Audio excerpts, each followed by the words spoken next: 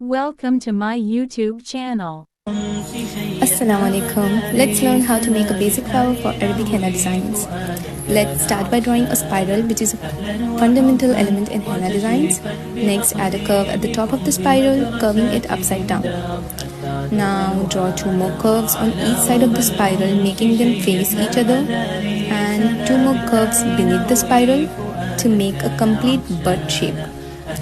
Now let's choose a basic petal shape to complete our flower. You can choose any of the petals, as I have shown you just 3 basic petal shapes.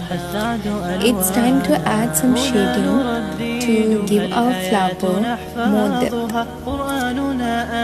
Yes, after the shading, the final touch is to thicken the borders of the petals using any of the techniques demonstrated in the video.